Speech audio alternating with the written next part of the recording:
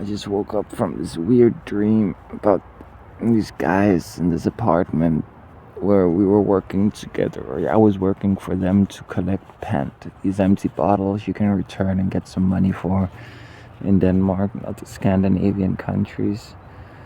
Very strange dream, like they were up to all kinds of crime and bullshit. Everything's kind of disappearing as I speak about it. Mike was in the dream too. Look who came into my tent this morning. He wanted to hang out in here, and that way Mike, he can get a little bit of extra sleep. He didn't sleep so much. So Jason, he's gonna stay here. Let's see if I can get him to fall asleep. And then we're gonna take a few extra hours before we wake up. It's a lazy day. Yeah. Jeg stillede toilettet der, fordi du sagde, du skulle skide. Men det skulle du ikke alligevel. Nej, du skulle bare tisse. Ja. Nu sidder du og spiser kiks. Men du skal gøre sådan, så det drøser ud af mit telt. Ikke ind i teltet. I'm just researching more electronic stuff. I keep forgetting to film because I just have to take care of Jason all the time. Yeah, 1 second, Jason. It's a cunt, okay? I keep having to take care of him, so I keep forgetting to film the fact that I made breakfast for us. Just some rye bread with butter. Careful. Okay, pas på, Jason. Det er kogende vand. Yeah, basically, I don't have time to film. I gotta like full time keep an eye on him. But yeah, we just ate some food, and now he says he wants to take a shit for the 3rd time today, so 1 second. We made some tea right now. Jason doesn't like hot tea, so I'm gonna drink the hot part, and when it cools down, he'll get the rest of it.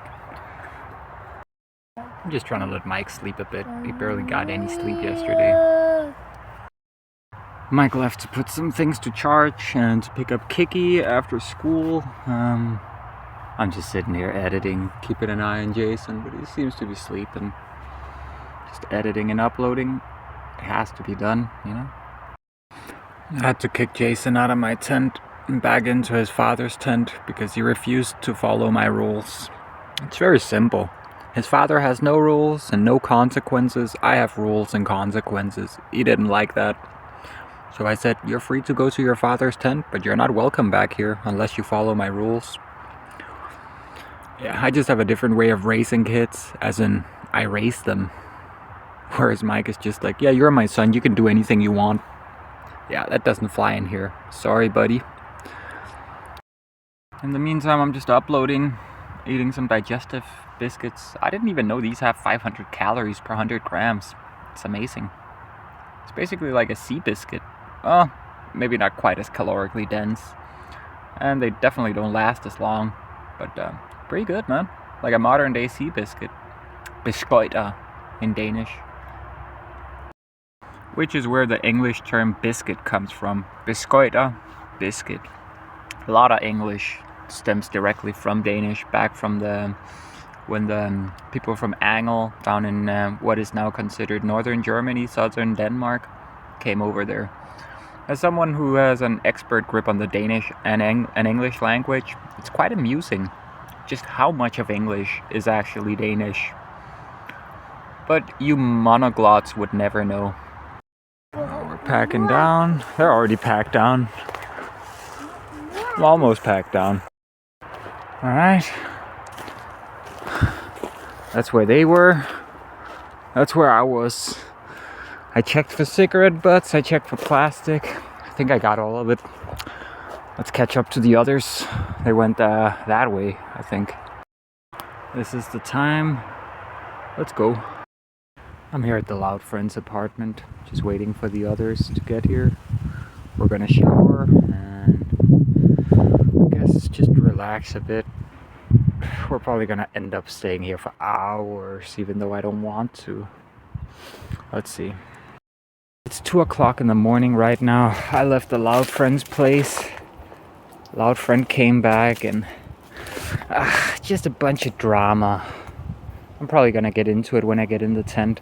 I went over there in that direction, another 100 meters or so, to the 2 shelters I showed you the other day when I went exploring Nyborg. But those shelters were occupied. I already saw they were reserved, but people don't always go to the shelter when they reserve it, so I had hoped. But yeah, I'm just gonna set up my tent here. I'm like maybe 10 meters away from the road. It's not even a road. It's like a gravel path. But you're not gonna be able to see me in here. I had to like duck under a tree. Like these branches were very low. I had to like put the bike on the side and like pull it in here. You're not gonna be able to see me unless you really scout in here. So yeah, I think I'm gonna be good. I'm just gonna set this up, and Stony has been keeping me company in voice chat for a few hours now. And yeah, I'm just gonna go in there, talk to him, maybe make some tea, relax.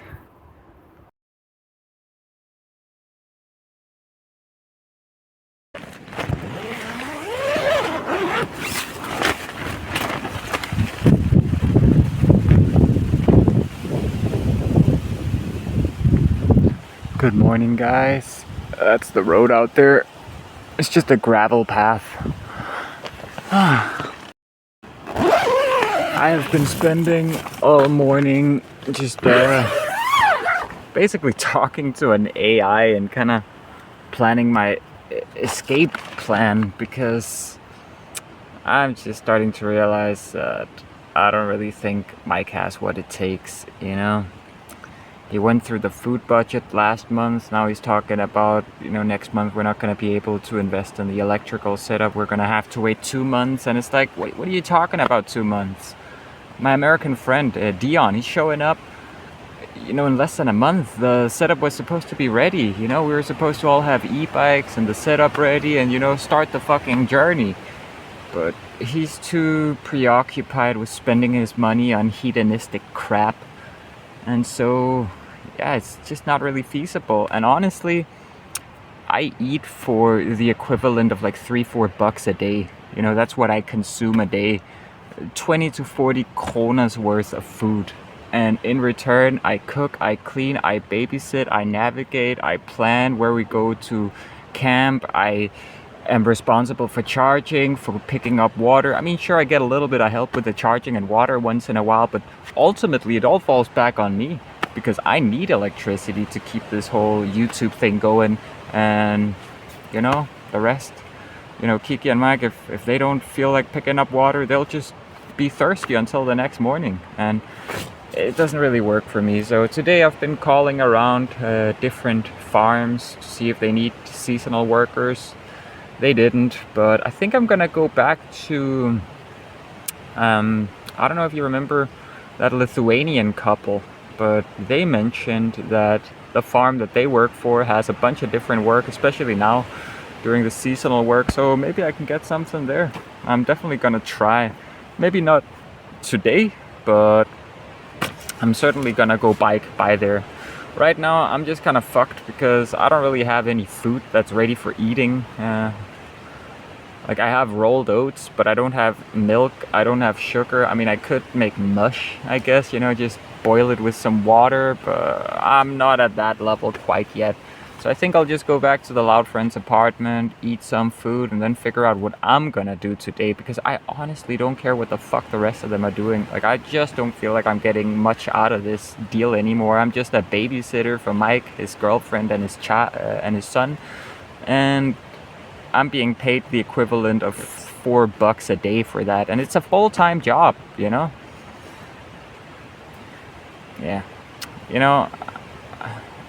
A friend from college wrote me that he might want to help me out with some money. I don't really expect that to happen, but let's see, I sent him a proposal for what I need. He hasn't reacted yet. I don't think anything's gonna happen about it. And yeah, beyond that, I just have to wait for Dion to arrive. It's less than a month now. I'm severely considering just, packing down my tent, blocking their numbers, and just going towards Copenhagen and just living off of picking up bottles and cans until Dion gets here. Because at least I'll be able to pick up at least 20 to 40 kronas worth of bottles or cans a day, probably even more, in just a couple of hours. And at this point, that's preferable to this shit, honestly. I can't even pick the food I eat, you know? I can't even pick anything. I don't have any autonomy here. Mike is leading this, but he's leading it straight down a path where I'm not interested in being a part of it. So yeah, I'm starting the steps of separation. I genuinely don't think there's any chance that Mike is gonna be joining us. Like he's too much about hedonism. He's too much like, this trip was supposed to be about the two of us. You know, first thing he does after 2-3 days is he finds a girlfriend. Well, not really. He steals someone else's girlfriend. And then he puts everything over on her that he had before put over on another partner. Like he's just too dependent on having a woman or a mother figure or whatever you want to call it. Maybe not a mother figure. It's more so us taking care of Kiki. But yeah, he's dependent on women still. I've gotten over that hump. Like I'm in my 30s now. I thought he was as well, but he's still 16 in his mind. And yeah, I have to find other ways.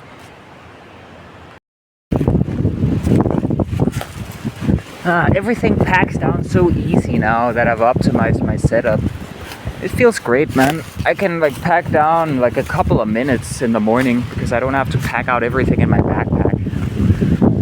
Let's get this over with. Alright, I'm leaving. I was just over there behind those branches. And going this way now. In this direction we got those shelters. But they're reserved for the next few days. I'm not even going to go over there and attempt it. Just going to go back and get something to eat. Figure out what I'm going to do then. Oh yeah, it's 14:30 or 13, yeah. What a beautiful view. I wonder what those white plants are by the water. I don't think I've ever seen those before. And here we are. It's now 11:30. I spent all of the day in the apartment because, well, I don't have any food. You know, I needed to go somewhere to go get some food.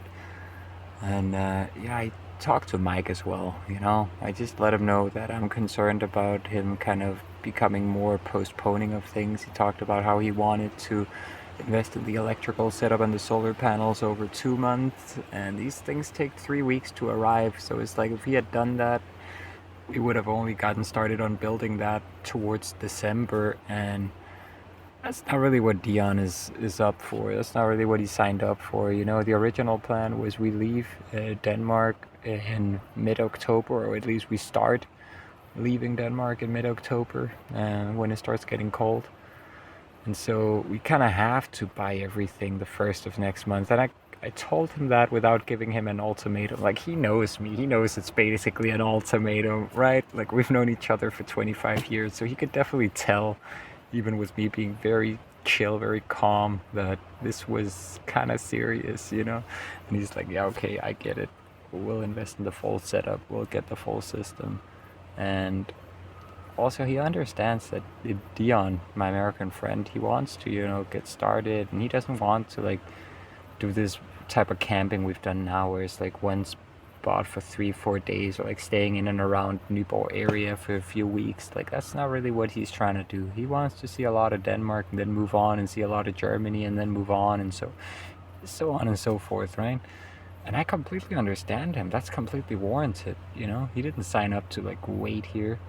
Also, Mike has some personal business he has to take care of, which may extend into December. I'm not exactly sure. So basically he said, listen, in any case, no matter what happens, I'll get the electrical system and the solar panels for you, and, you know, maybe I'll have to stay behind for a month or a month and a half, but then I'll figure out a way where we can, like, meet up again. Or like where I can join up again. And I believe him, you know, I believe he will want to join up again. It may be a little bit logistically difficult, but let's see, you know.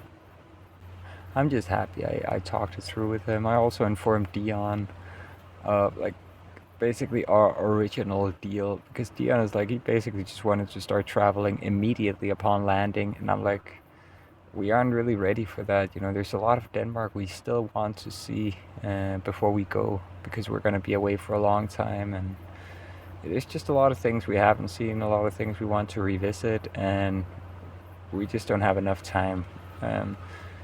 But next month, throughout all of September, yeah, he's not gonna have his son, so it's just gonna be me, him, and Dion, and maybe Kiki. I'm not exactly sure. Let's see.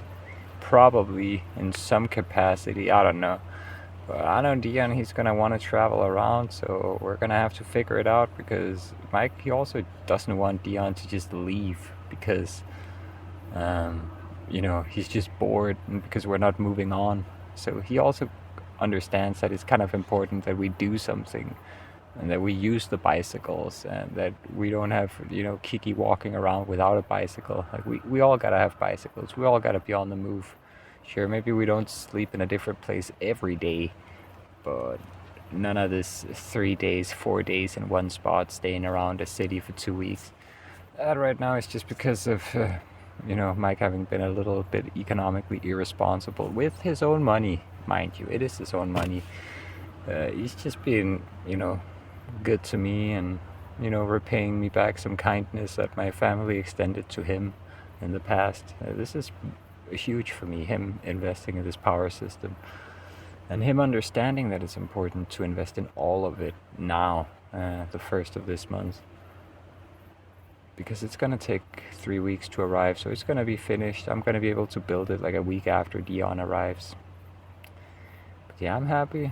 This today was kind of an interesting day, you know. Nothing really much happened, no filming. It was just a diplomatic day for me, a day of you know, figuring out what's gonna happen and exploring some different options for myself, and yeah, just figuring it all out. And I feel like I have, yeah, I feel like I got a pretty decent plan. It's completely a compromise. Like, I'm not gonna get everything I want, Dion's not gonna get everything he wants, and Mike's not gonna get everything he wants, and so I think that's the closest we're gonna get to everyone being happy, right? But yeah, enough blathering for today. I just wanted to fill you in, wanted to provide some kind of substance for today's video, even if it's just all filmed in here. Actually, let me give you a little bit of substance. There you go. You remember that? I did that in the first video. And a few videos after that. But yeah, I'm gonna make some tea right now. Oh yeah, I stocked up at the Loud Friend. Check it out. I was just hanging at the Loud Friend's apartment all day and ate there as well. And check it out. I restocked some things and like fixed some things. So basically, I was able to fit even more stuff down here in my, what I now call the kitchen compartment of my backpack. It's the bottom. So what I did is I put all the bottles, these are the oil bottles, I put those in a new plastic bag. I was able to fit all the spices. There's like 6 things of spices in here. I might as well just take them out so you can see. They also got a new bag. And oh yeah, I finally got rid of my last glass bottle of cayenne pepper.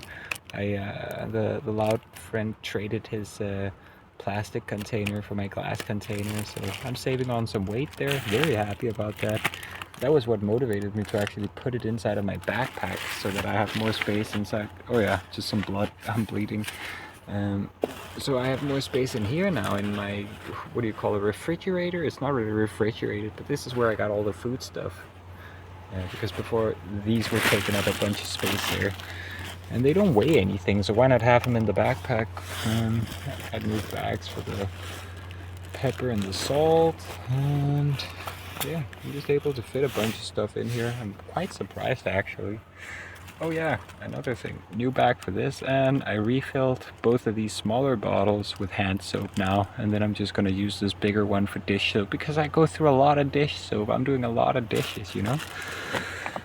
But yeah, let's get some tea going here. 1 second.